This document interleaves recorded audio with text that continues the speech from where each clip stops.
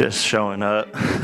Honestly, yeah, just I'm gonna knock him out. You know, he has a lot of flaws in his defense, and I'm gonna expose him. You know. How is training for something like this? Obviously, smaller guy.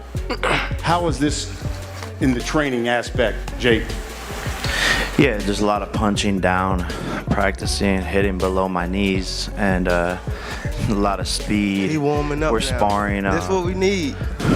We're sparring. Warm up. Some 8-year-olds. I got the 8-year-olds in there.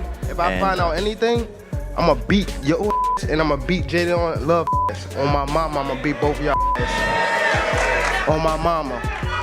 And he laughing.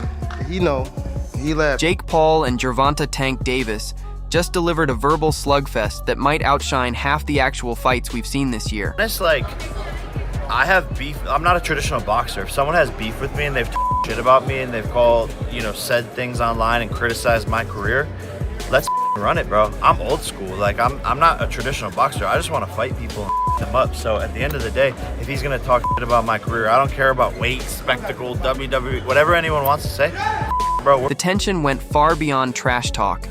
It was ego versus legacy playing out in real time. Jake Paul came out firing, his words cutting just as sharp as his right hand.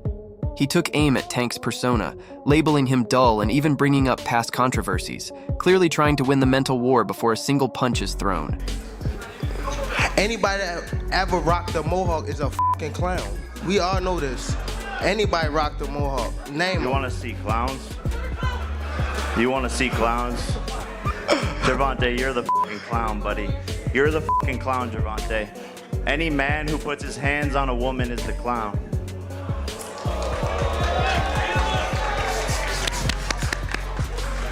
I got you a poodle. Now, okay. But the wild part? Tank didn't even blink. That quiet smirk on his face said it all. I've faced tougher guys than this back home. Meanwhile, Jake's energy kept flipping between showman and savage. One moment he's cracking jokes, the next he's laser-focused, talking about exposing gaps in Tank's defense like a man who's been studying his opponent's nightmares frame by frame. The space that I'm in now is way better than what I was before, and that's the only thing that mattered to me. He's going to underestimate me. Bro, you took a knee in the last fight. Like, you should have got 2 points taken off, He's bro. not even listening. You're always in your head. Like, at the end of the day, he thinks that the speed is going to make a difference. It's not. He has a lot of holes in his defense. No one has ever pressed him. You shouldn't put a fighter on. And you're going to see me knock this guy out. That's how I know you're not a real fighter. But here's the part everyone's overlooking. Tank's calm isn't fear, it's evolution. He's not that wild, reckless fighter from years ago. He's methodical now, studying tape, analyzing patterns, and letting Jake talk himself straight into trouble. You can see it in his focus. This isn't emotion, it's calculation.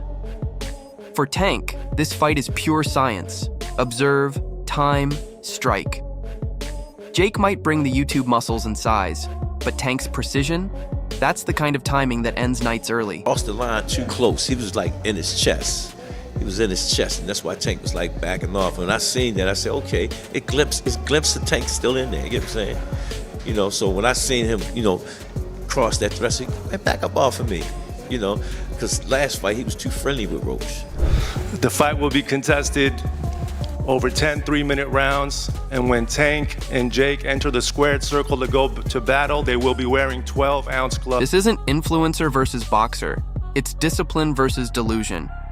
And if Jake really believes he's about to humble Tank with those lighter gloves, he might want to start praying early. Because once the trash talk stopped and the internet caught fire, two legends, Andre Ward and Roy Jones Jr., stepped in like the seasoned uncles at the family cookout, ready to drop some real talk after the young guns get too loud. Jake Paul is good enough where people say, oh, he's terrible. Jake Paul is not a world-class fighter. I don't care how a person feel about that. Fighters that started in their formative years, like we did, 8, 9, 10, we got too much time in. Jake will never catch up to that. Nope. He'll never catch up to that. We just got too much time. Ward didn't sugarcoat it. He said what most people think but won't say out loud. Jake might have enough skill to make things competitive, but he's not cut from the same fabric as Tank. According to Ward, experience can't be bought or skipped. You can't replace years of surviving brutal sparring sessions and gym wars with fancy cars and light training camps. That kind of toughness gets built over time, not financed overnight. I've always tipped the hat to him because he is in the gym with a real boxing team. I know the BJ Flores, J. Leon Love, and a few others he got in there, and he's got real fighters in there. He's getting the black eyes, he's getting the marks, he's trying to become better, and he's respectable enough where if you foolish, you can get knocked out, you can get hurt with that right. Still, Ward couldn't resist poking at Tank's mindset. He pointed out that it's been a minute since Tank mentioned the word legacy. And honestly, that hit a nerve, because he's not wrong. Lately, Tank's been chasing smoke, not history. But maybe that's exactly what this Jake Paul fight is about. Not gold, but pride. Because if Jake even makes this competitive, the internet's going to melt faster than Roy Jones's reflexes when TikTok first dropped. Tay has been fighting bigger guys and sparring bigger guys his whole life. That's what people don't understand. They keep talking about weight classes are there for a reason. That's true. But some guys, and I said this about Crawford, some guys been beating up on big dudes for a long time.